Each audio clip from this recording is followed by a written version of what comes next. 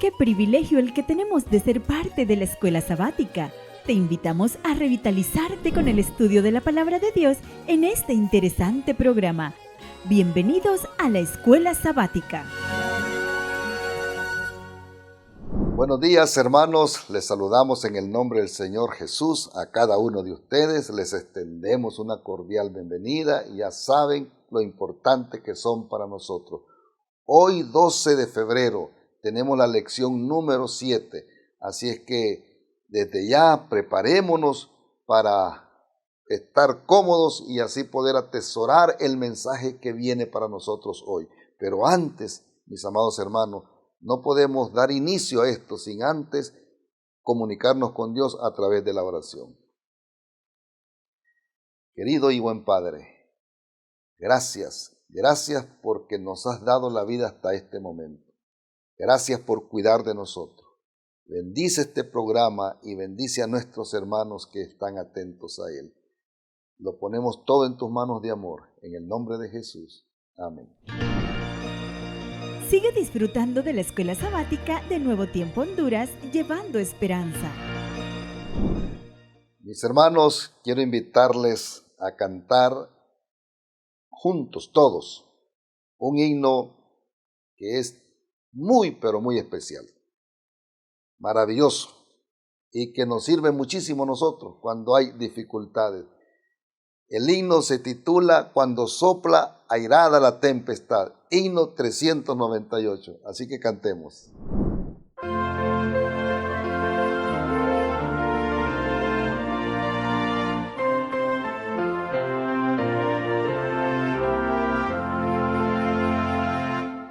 Cuando sopla airada la tempestad y la barca en grave peligro está, no se puede andar con seguridad sin tener el ancla que Dios nos da. Ancla tenemos que nos dará firme en la tempestad, en la roca eterna fija está, solo allí tendremos seguridad. Arrecifes hay que marcando van, el sendero triste de muerte cruel, donde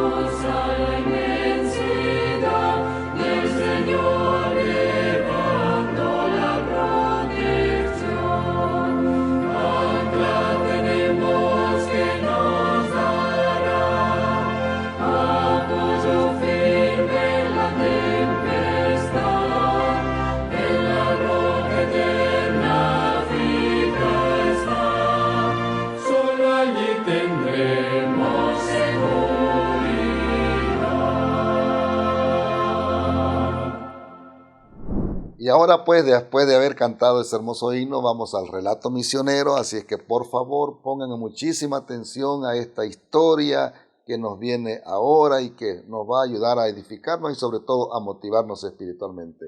Con ustedes, el misionero.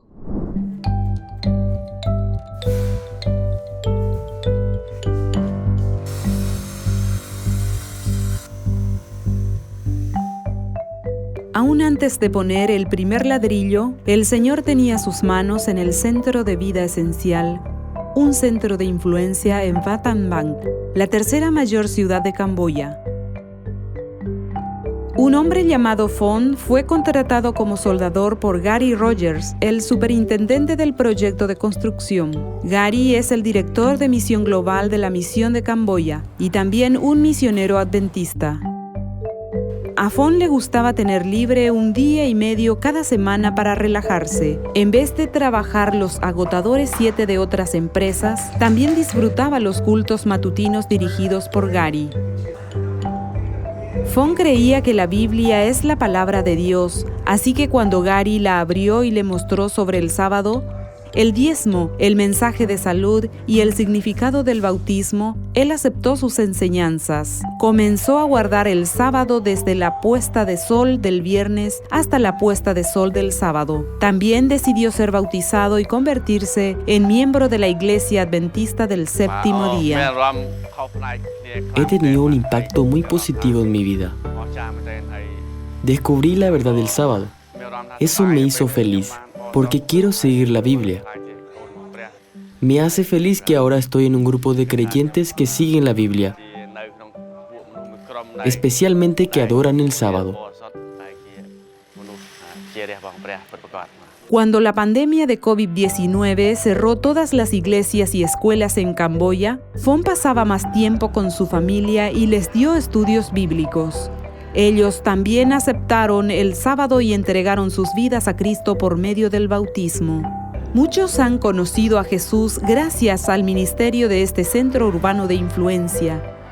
Y la Iglesia Central de Battambang está muy agradecida por el trabajo que hace el centro, poniendo en contacto a interesados como Phong con su iglesia familiar.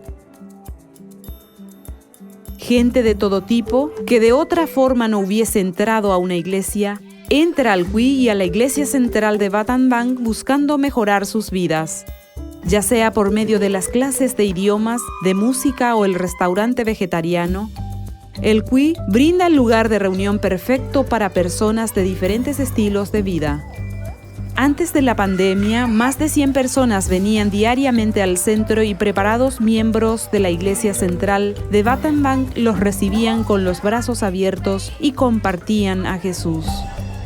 Casi 20 personas ya han entregado sus vidas a Jesús por el trabajo conjunto del CUI y la Iglesia Central de Battambang, y muchos niños y jóvenes están estudiando la Biblia.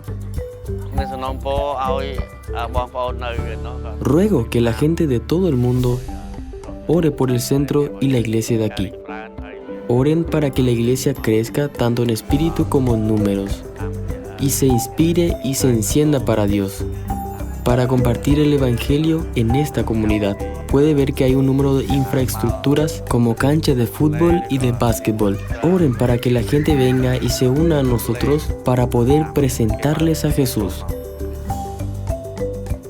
Gracias por su ofrenda del 13º sábado que hizo posible este centro urbano de influencia.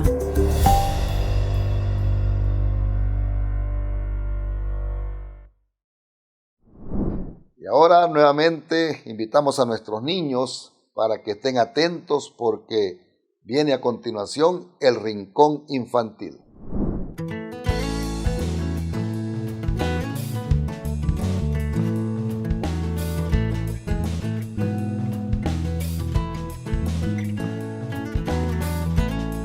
Hola chicas y chicos, la historia de hoy se llama El cruce del caudaloso río. El mensaje para la historia de hoy es: Dios nos da dirigentes que nos ayudan a hacer grandes cosas para Él. El versículo para memorizar está en Josué capítulo 3, versículo 5 que dice: Mañana verán al Señor hacer maravillas. ¿Cómo te sientes cuando te despiertas una mañana y sabes que algo emocionante va a suceder? ¿Y qué tal si es algo que nunca has hecho antes? ¿Te pones un poco nervioso al pensar en eso? Los rayos de sol penetraron por las rendijas de la carpa, despertando a Eber. Entonces estiró los brazos por un momento mientras recordaba. Josué había dicho que ese sería el día. Hoy el Señor hará algo maravilloso. ¿Qué podía hacer? Se preguntaba Eber. Dios había hecho cosas maravillosas para el pueblo de Israel. Había escuchado centenares de veces cómo Dios había dividido el Mar Rojo y guiado al pueblo cuando salió de Egipto. El maná que había comido cada día de su vida. Era asombroso que hubiera caído cada mañana sin fallar. Y entonces, no hacía mucho tiempo, el ejército israelita había derrotado a esos dos reyes, Sehón y Og. Sí, Dios había realizado algunas cosas asombrosas. Eber lo comprendía. Pero esas cosas habían sucedido cuando Moisés era el dirigente. Moisés había muerto y Josué era el nuevo líder. ¿Sería Josué tan buen líder como Moisés? Se preguntaba Eber. ¿Seguiría Dios haciendo cosas maravillosas con los israelitas? Eber se levantó y salió. Había llovido torrencialmente últimamente y los días se habían tornado calurosos de nuevo. La nieve de las montañas se había derretido y las aguas corrían por el río. El río Jordán era lodoso, turbulento, crecido y anegaba las riberas. Canaán, la tierra prometida, estaba al otro lado del río y ya habían estado acampando allí por 3 días. Sus pensamientos fueron interrumpidos por la llamada urgente de su padre. Josué está dando instrucciones. Ven pronto. Josué ya estaba hablando cuando llegaron Eber y su padre. El arca del pacto entrará al Jordán primero que todos. Después ustedes tomarán su lugar en la fila y las seguirán. Tan pronto como los sacerdotes que llevan el arca del Señor pongan un pie dentro del agua, las aguas del río se partirán y las aguas que vienen de arriba se detendrán como una pared. Los sacerdotes permanecerán en la mitad del río hasta que cruce todo el campamento israelita. Ahora vayan y prepárense para cruzar. No tenemos tiempo que perder, dijo el padre de Eber. Entonces el chico comió un poco del maná que tenía guardado mientras que ayudaba a empacar. Pronto escuchó la orden para hacer fila. Levantando la cabeza podía ver a los sacerdotes llevar el arca del pacto. Avanzaban a la cabeza guiando al campamento entero directo hacia el torrentoso río. Los sacerdotes no vacilaron un instante y entraron al torrentoso río. Tan pronto como sus pies tocaron las aguas, la corriente que venía de arriba se detuvo en la distancia, formando una pared de agua, tal como Josué lo había dicho. En cuestión de segundos, las aguas habían desaparecido. Entonces se escuchó el grito jubiloso de los israelitas. El pueblo se movió con rapidez para llegar a la otra orilla del río. Sin dificultad cruzaron el pedregoso río y llegaron al otro lado. Eber no quitaba la vista de los sacerdotes. Su propia familia cruzó el río, pasando por encima de las rocas y procurando evitar pequeños charcos que dejaron atrás. Los sacerdotes se mantuvieron en medio del río, sosteniendo en alto el arca del pacto. La siguiente cosa que descubrió Eber fue que se encontraba ahora en la ribera de Canaán. Entonces volvió la mirada y contempló cómo el último israelita cruzaba la tierra prometida. Finalmente, los sacerdotes cruzaron el río. Tan pronto como los sacerdotes llegaron a la otra orilla, las aguas se precipitaron. Con un rugido tremendo reasumieron su vertiginosa carrera. Todo había terminado. Tan fácil como eso, su larga peregrinación había terminado. Eber se sentó a la orilla del río, contempló unas nubes pasajeras por encima de su cabeza y pensaba. No había duda, Dios estaba con Josué de la misma manera que había estado con Moisés. Y también yo creo que cosas más maravillosas están todavía por suceder. Bien, y ahora vamos al repaso de la lección. ¿Recuerdan el himno que cantamos? Que hablaba del ancla. Bueno, la lección que hoy tenemos es Jesús, el ancla de nuestra alma. Así que estamos seguros en Él. Pongan muchísima atención porque ya van a ver cómo el pastor Alejandro Bullón nos va a enseñar y conocer a cabalidad de qué se trata.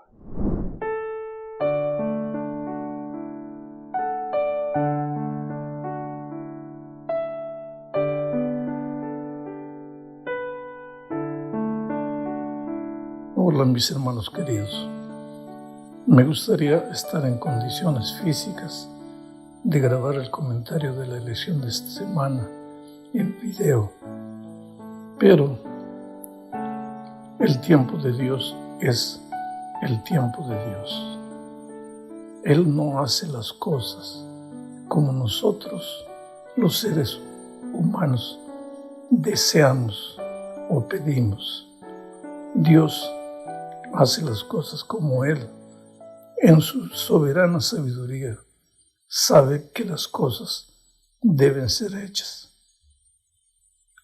Ustedes saben que estoy enfrentando una terrible batalla contra la enfermedad, pero el Señor me está llevando paso a paso, dentro de su tiempo y no del mío.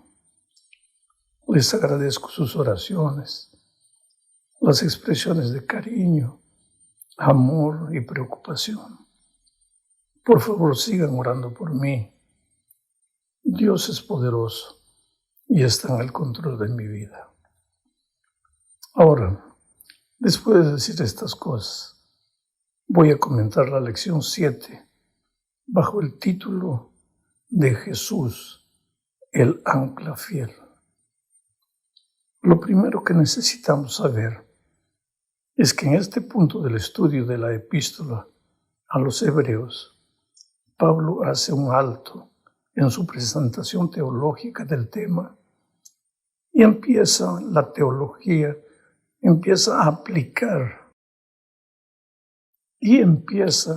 aplicar la teología a la vida práctica de la iglesia. Tal vez no se perciba con facilidad, pero la iglesia, mientras estemos en este mundo, será afectada por 3 influencias. La primera es la palabra de Dios, su teología, sus enseñanzas, sus instrucciones. Sin embargo, hay un segundo factor que influye en la formación o muchas veces en la deformación de la iglesia, y son las circunstancias que la rodean, las pruebas de la vida, las situaciones difíciles que el enemigo levanta para desanimar al pueblo de Dios, para hacerlo sufrir, para hacerle perder la fe. Mi pregunta es, ¿cómo reacciona la iglesia delante de los embates de la vida? ¿Se desanima? ¿Pierde la fe? ¿Cree que se ha equivocado al entregar la vida a Jesús? Recuérdate que cuando digo cómo reacciona la iglesia, me estoy refiriendo a ti. ¿Cómo reaccionas tú delante de los embates de la vida? Bueno, Pablo les recuerda a los hebreos que ellos resistieron con fe las situaciones difíciles. La iglesia de los hebreos no se dejó afectar por las vicisitudes de la vida. El diablo vino contra ellos como un león rugiente, buscando destruirla. Pero los hermanos hebreos reaccionaron con fe. Por eso Pablo les dice en Hebreos 10, 32 al 34 lo siguiente. Pero recuerden ustedes los tiempos pasados, cuando después de haber sido iluminados, soportaron ustedes los sufrimientos de una gran lucha. Algunas veces fueron expuestos públicamente a las burlas, a las aflicciones, y otras veces llegaron a ser compañeros de los que enfrentaban una situación semejante. Además, ustedes también se compadecieron de los presos y gozosos soportaron el despojo de sus propios bienes, sabidores de que en los cielos tiene una herencia mejor y permanente. Ahora, mi amado, quisiera que percibas la expresión fueron iluminados. Esta expresión se la repite aquí, en el texto que acabo de leer, y también en Hebreos 6, 4 y 5, donde dice que no es posible que los que un día fueron iluminados y saborearon el don celestial y tuvieron parte en el Espíritu Santo y saborearon además la buena palabra. ¿De qué está hablando Pablo en este texto? Él se está refiriendo a la experiencia maravillosa de los hebreos cuando recibieron las buenas nuevas del Evangelio. Primero, ellos fueron iluminados. Recuerda esta palabra, iluminados. ¿Recuerdas que te dije que percibieras esta palabra hace algún minuto atrás? Es clave esta palabra, iluminados. Aquí Pablo se refiere a los hebreos en el desierto, cuando ellos fueron iluminados por la antorcha que los guiaba y que era un símbolo de Jesús. Ellos también, los hebreos en el desierto, como los hebreos a los que Pablo escribe en sus días, los hebreos del desierto también saborearon el don celestial en el maná. O sea, gustaron la palabra, la recibieron con alegría y se regocijaron con ella. Y todo esto fue maravilloso.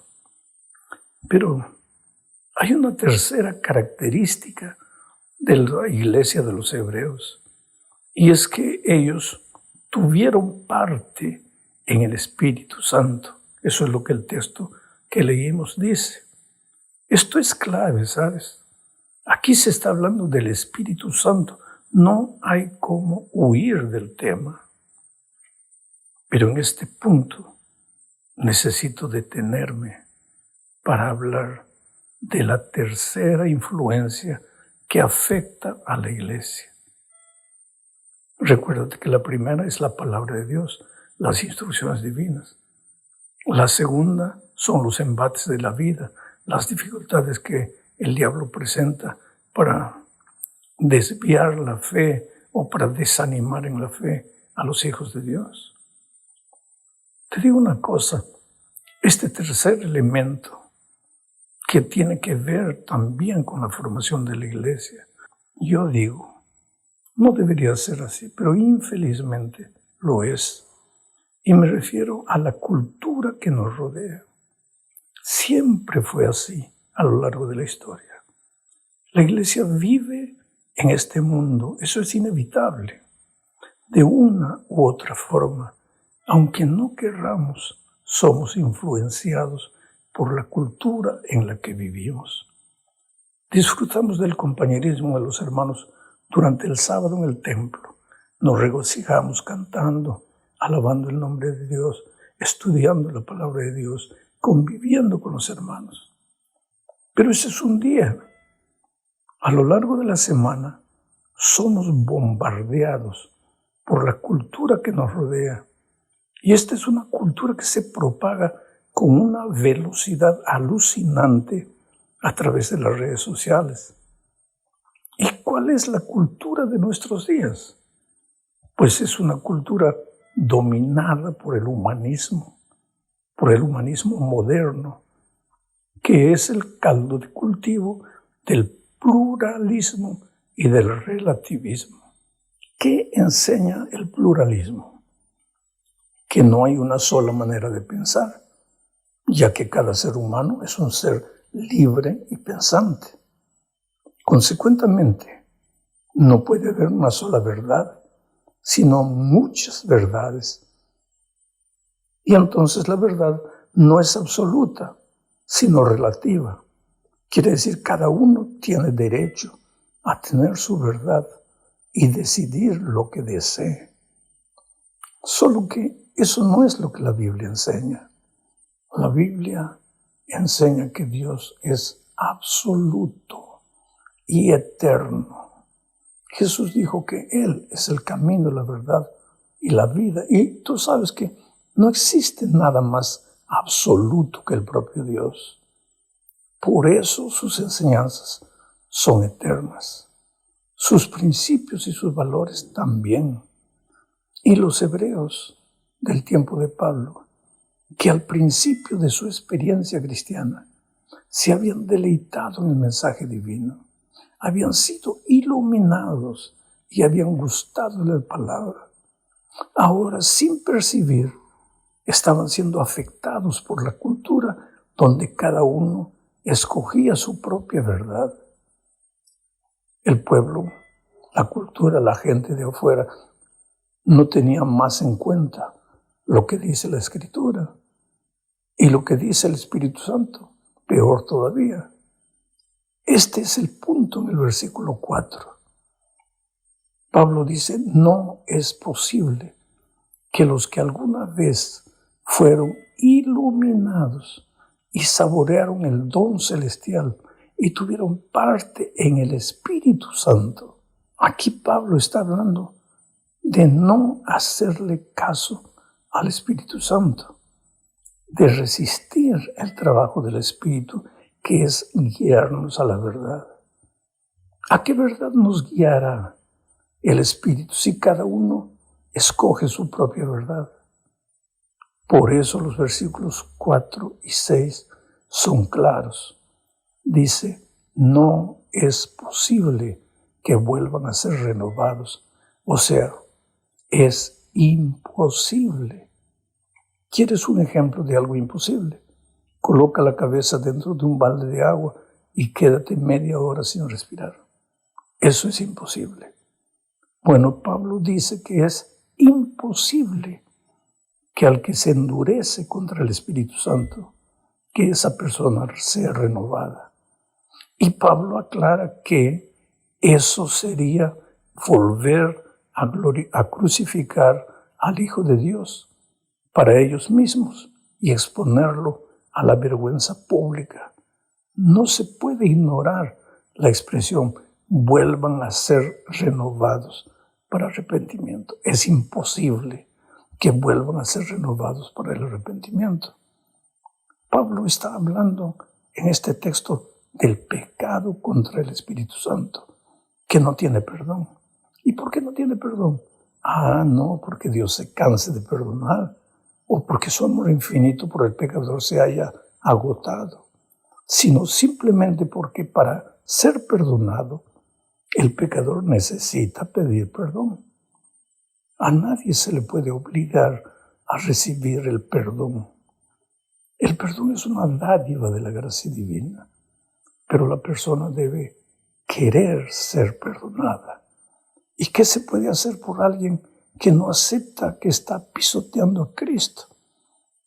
Por alguien que por causa de la cultura puede estar en la iglesia, inclusive, pero no hace las cosas como la Biblia enseña, como Dios instruye, sino hace las cosas guiado por su manera de pensar, llevado por su cultura.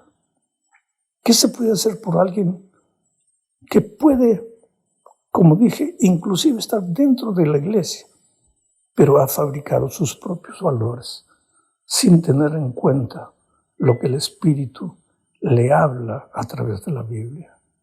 Simplemente no es posible que sea perdonado. ¿Por qué? Porque para él todo está bien. Porque él se ha acostumbrado a jugar con los conceptos divinos, a racionalizar.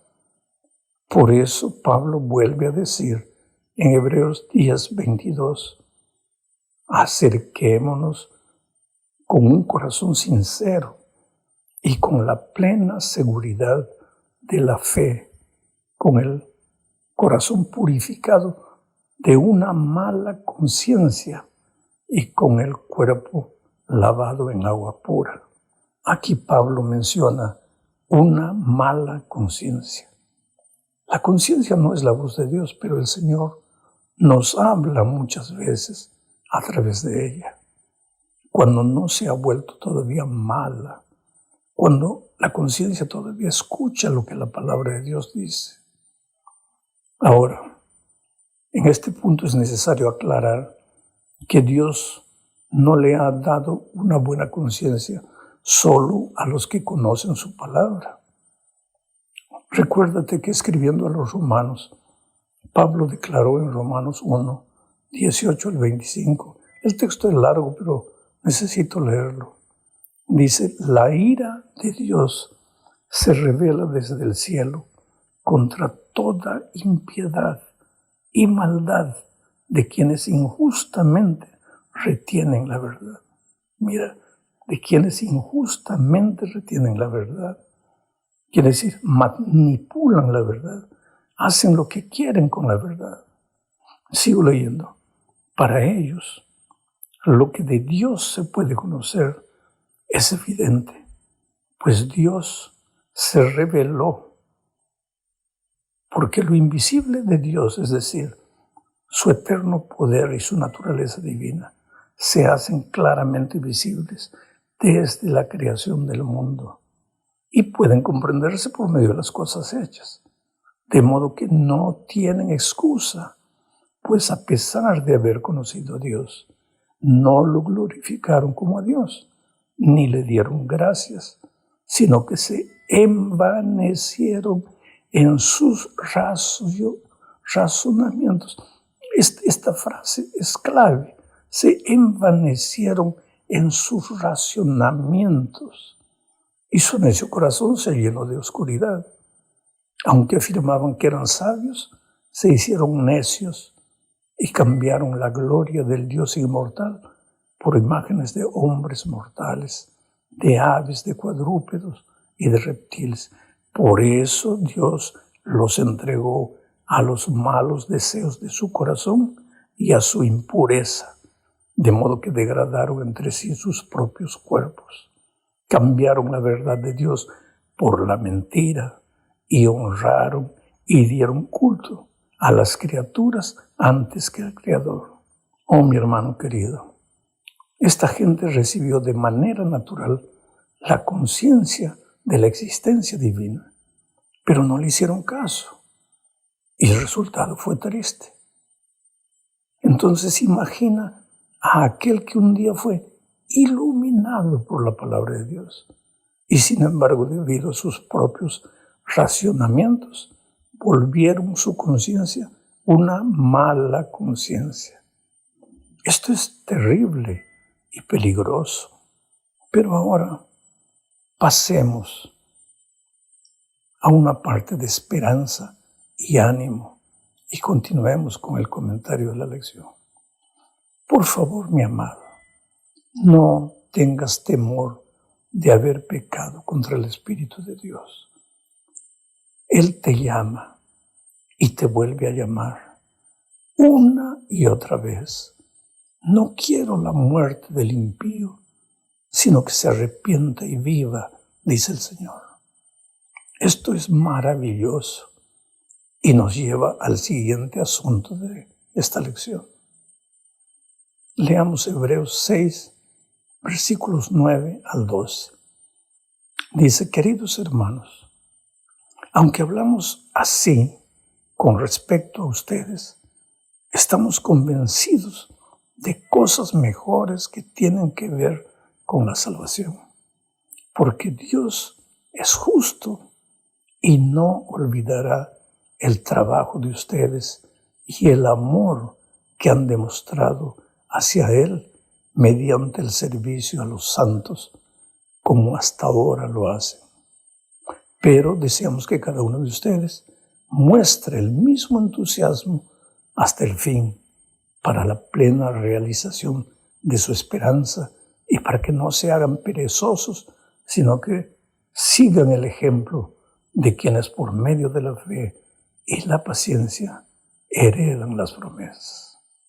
Veamos algunas características de los cristianos fieles que, aunque puedan a veces caer, ser derrotados, persisten en continuar.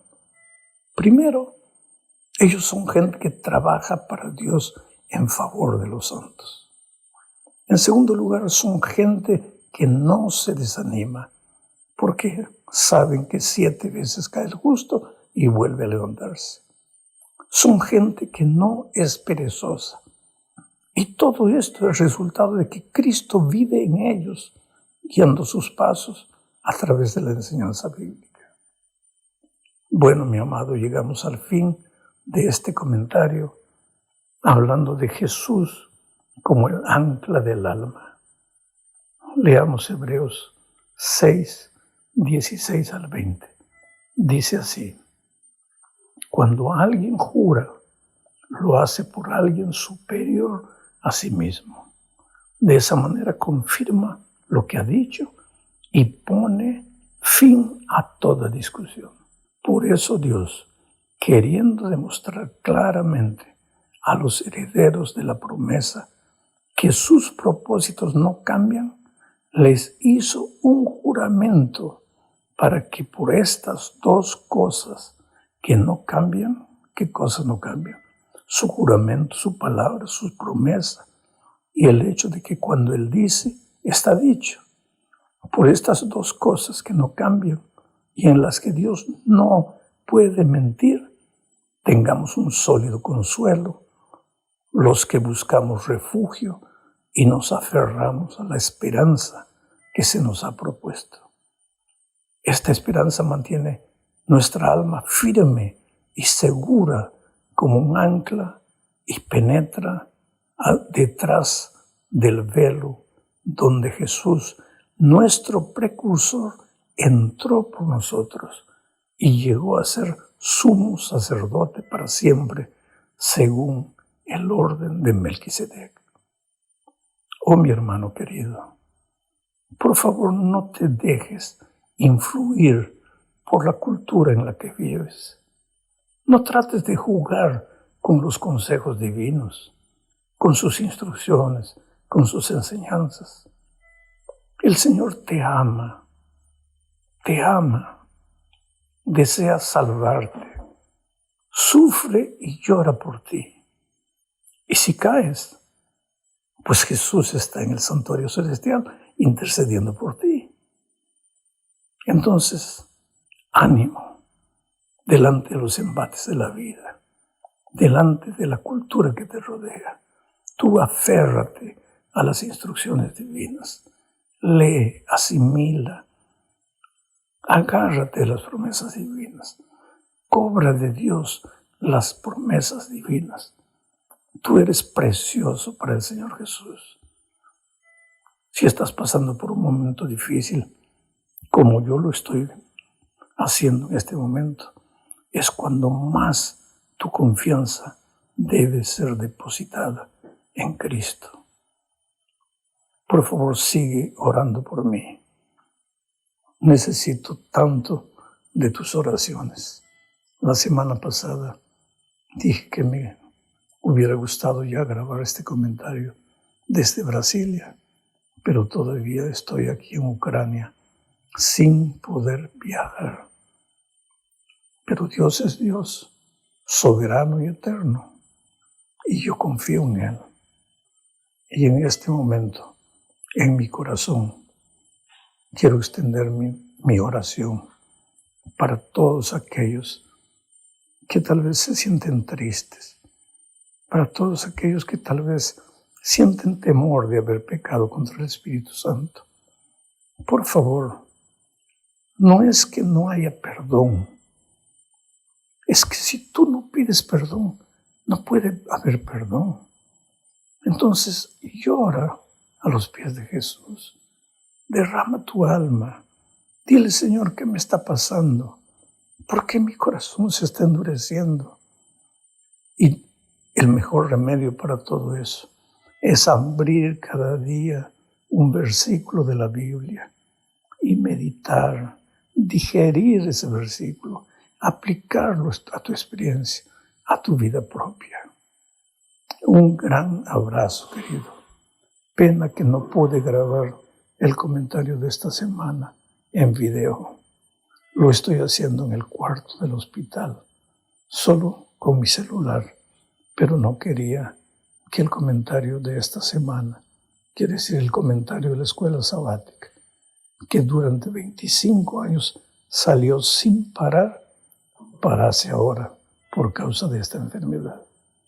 Un día les voy a contar, cuando salga de aquí, cómo nacieron estos comentarios hace 25 años atrás.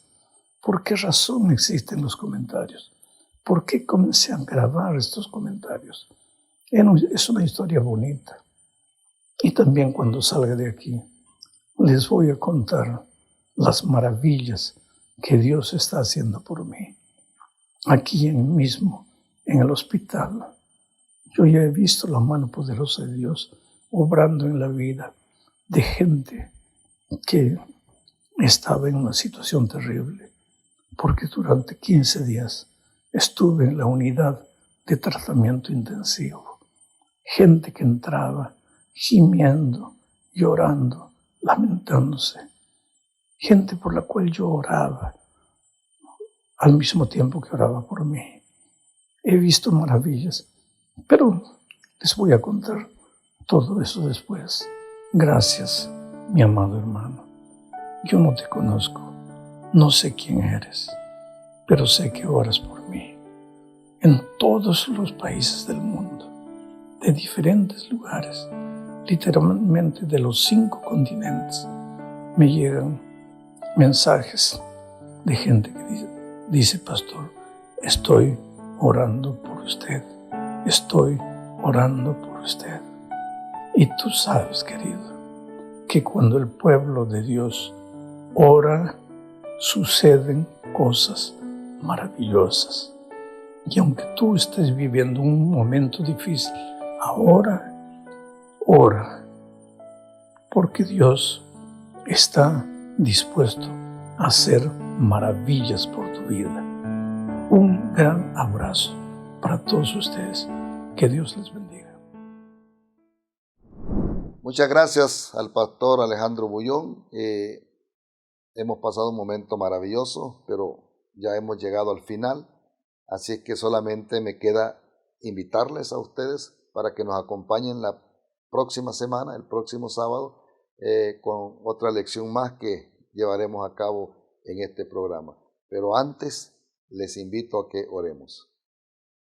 Eterno Dios y Padre nuestro, te damos gracias porque hasta aquí nos has ayudado. Bendícenos, Señor, en este día y en cada uno de los días que nos has de prestar en esta tierra. Nos ponemos en las manos tuyas para vivir en el hueco de tu mano y así poder ser protegidos por tu santo poder. No tenemos mérito, pero lo hacemos por los méritos de Cristo Jesús. Amén. Gracias por habernos acompañado y les invitamos a que puedan participar de una manera especial este próximo sábado en otra edición de la Escuela Sabática. Solo aquí, por Nuevo Tiempo Honduras, llevando esperanza.